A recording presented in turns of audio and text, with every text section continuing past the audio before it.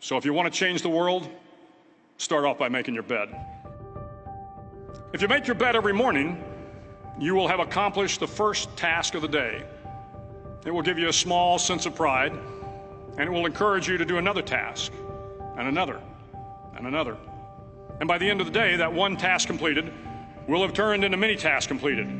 Making your bed will also reinforce the fact that the little things in life matter. If you can't do the little things right, you'll never be able to do the big things right. And if by chance you have a miserable day, you will come home to a bed that is made, that you made. And a made bed gives you encouragement that tomorrow will be better. To pass SEAL training, there are a series of long swims that must be completed. One is the night swim. Before the swim, the instructors joyfully brief the students on all the species of sharks that inhabit the waters off San Clemente. They assure you, however, that no student has ever been eaten by a shark, at least not that they can remember. But you are also taught that if a shark begins to circle your position, stand your ground.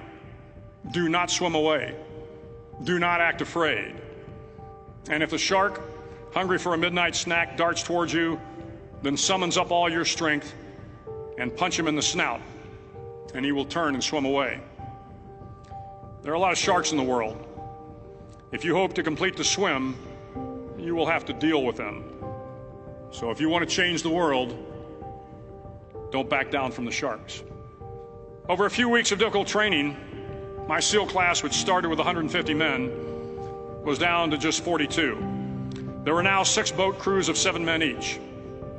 I was in the boat with the tall guys, but the best boat crew we had was made up of the little guys, the Munchkin crew, we called them. No one was over 5'5". The Munchkin boat crew had 1 American Indian, 1 African American, 1 Polish American, 1 Greek American, 1 Italian American, and 2 tough kids from the Midwest. They out-paddled, outran, and outswam all the other boat crews. The big men in the other boat crews would always make good-natured fun of the tiny little flippers the Munchkins put on their tiny little feet prior to every swim.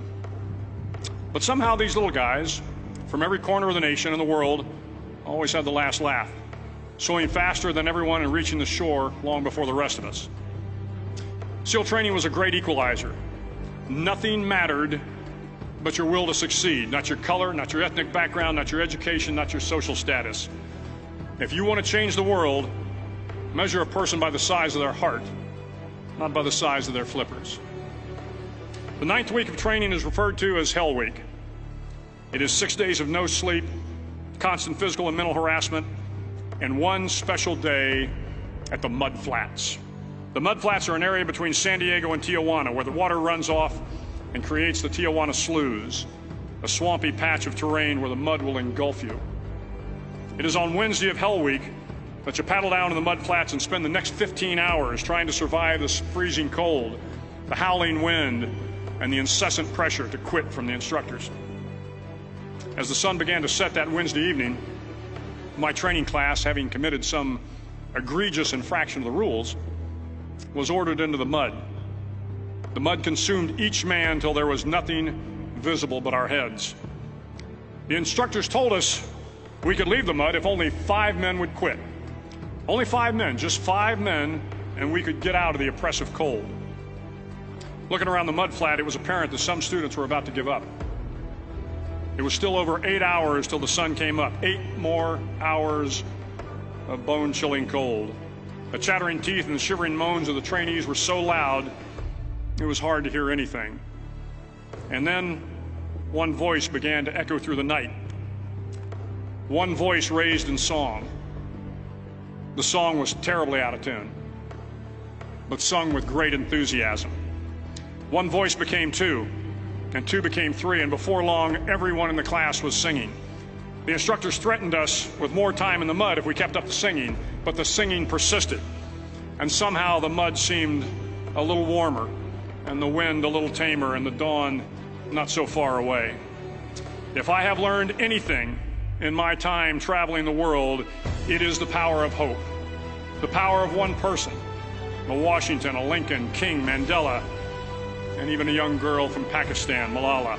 One person can change the world by giving people hope. So if you want to change the world, start each day with a task completed. Find someone to help you through life. Respect everyone.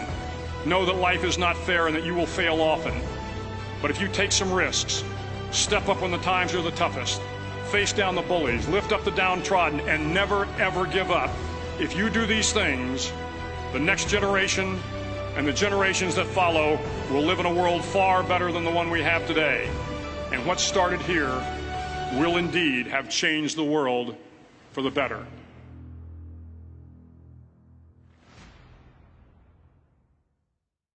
Method. I'm going to show you a far better method.